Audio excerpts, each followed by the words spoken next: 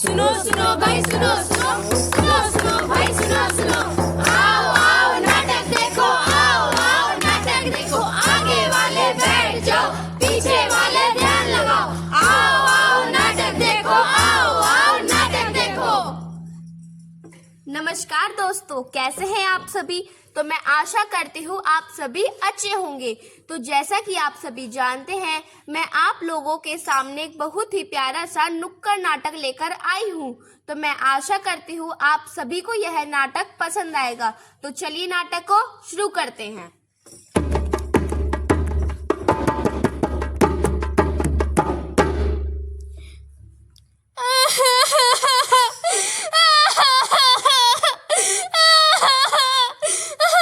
अरे कौन है यहाँ? कौन रो रहा है ऐसे? मैं हूँ बेटा, तुम्हारी धरती माँ। धरती माँ? लेकिन आप रो क्यों रही हो? अरे रो नहीं तो क्या करूँ बेटा, मेरे लाखों करोड़ों में संतान होने के बावजूद भी क्या कोई नहीं जो मुझ पे ध्यान दे सके। आप चिंता मत करो माँ, मैं भी तो आपकी संतान हूँ। मुझे बताइए, मैं आपकी मदद करूँगी। क्या बताओ बेटा, मैंने अपने बच्चों के लिए क्या नहीं किया।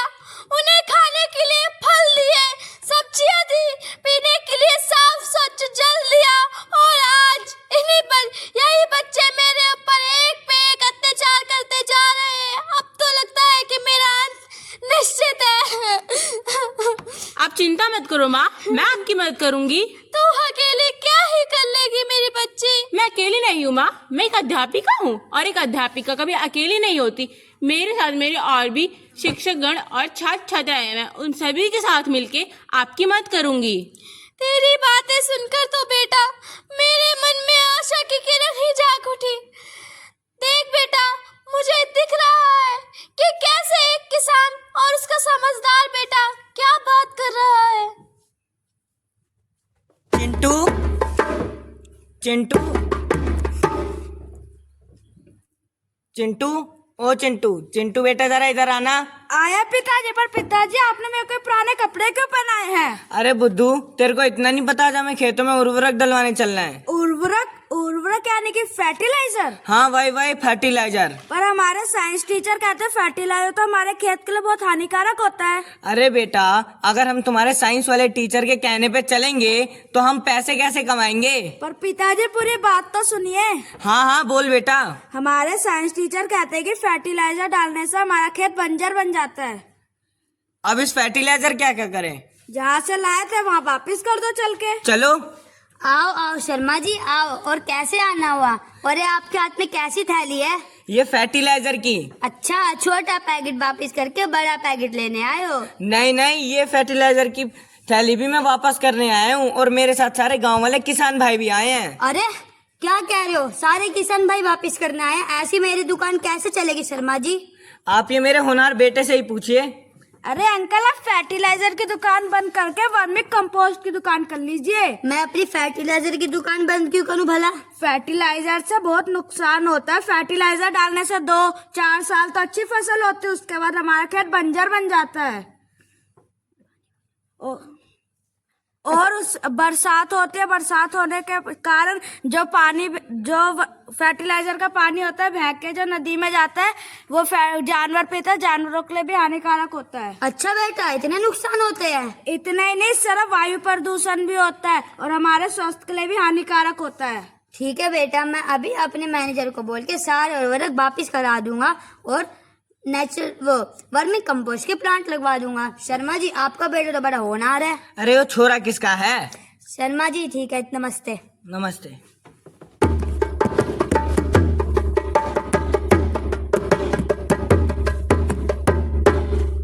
देखा माँ आपने कैसे मेरे पढ़ाए हुए विद्यार्थी ने अपने पिताजी और दुकानदार को कितनी अच्छी तरह से समझाया। हाँ बेटा, तू ठीक कहती है, पर बेटा अभी भी कुछ लोग हैं जो मेरे वनों को नष्ट करने पे तुले हुए हैं और इमारतें खड़ी करते जा रहे हैं।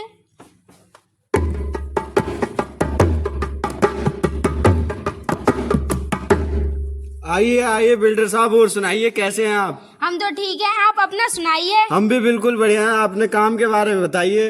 काम तो सही चल रहा है, बस बात यह है कि एक रास्ता बंद होता नहीं कि दूसरा रास्ता खुलने को तैयार रहता है। इसका मतलब समझ में नहीं आया बिल्डर साहब। मतलब ये सरकार तो चाहे कुछ भी कर ले, अपना तो पेड़ कटाई का जुगाड़ हो ही जाता है।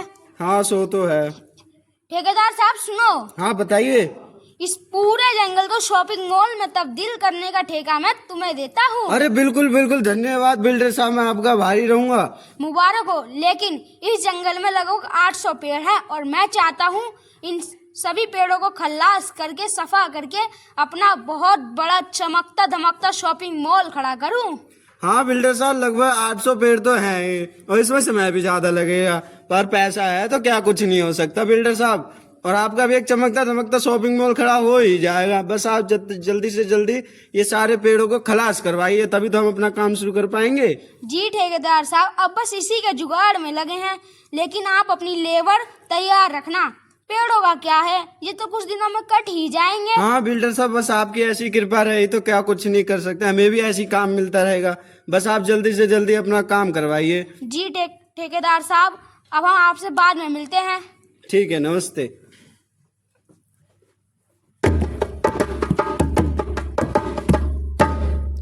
देख बेटा देख, कैसे कैसे एक मासूम बच्ची कूड़े के ढेर को पहाड़ समझ रही है।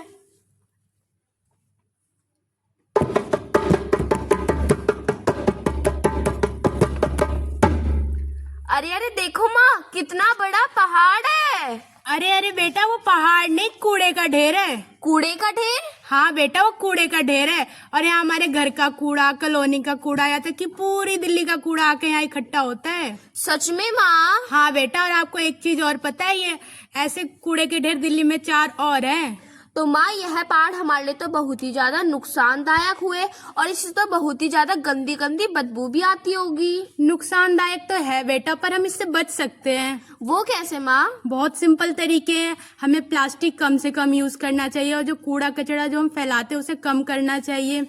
और जो ये बोतल और कैन होते हैं उनको हमें यूज में लाके पौधे लगाने चाहिए, ताकि वातावरण शुद्ध रहे, स्वच्छता बनी रहे। तो माँ, हमारे अकेले करने से कुछ हो सकता है? हाँ बेटा, हम अकेले ऐसा करेंगे तो हो सकता है। अगर हर व्यक्ति अपनी जिम्मेदारी समझ ले तो छोटे से छोटा काम भी हो सकता है। तो माँ, अब से मैं भी सिंगल यूज प्लास्टिक को कम से कम इस्तेमाल करूंगी, और जो प्लास्टिक के कैन होते हैं उनमें मैं पेड़ पौधे लगाने स्टार्ट कर दूंगी। हाँ बेटा, आपको ऐसा ही करना चाहिए। मैं तो कहती हूँ हम सबको ऐसा करना चाहिए। चलिए माँ, अब घूमने चलते हैं।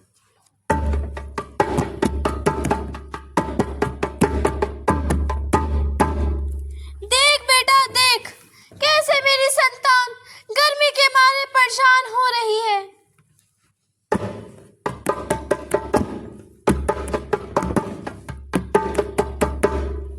अरे माँ, इतनी गर्मी हो रही, मैं तो गर्मी के मारे सर चक्कर आ रहा है। बेटा, ये सब ग्लोबल वार्मिंग की वजह से हो रहा है। माँ, ये ग्लोबल वार्मिंग क्या होता है?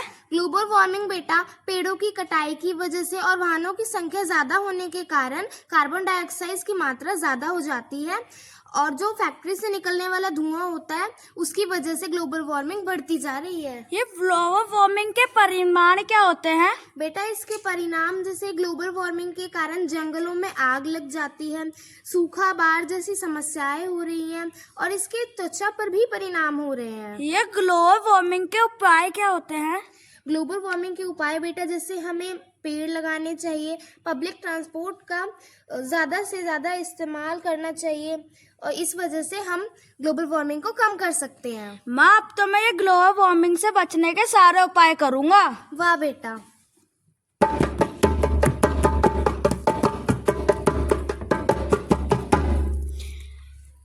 देखा बेटा, कैसे मेरी कुछ संतानें मेरी चिंता तो करते हैं, पर कुछ ऐसे भी मेरी संतान हैं जो मेरी कोई फिक्र ही नहीं है।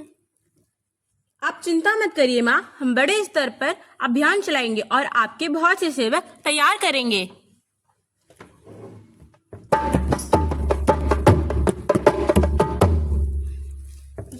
धरती स्वच्छ बनाना है, हरियाली फैलाना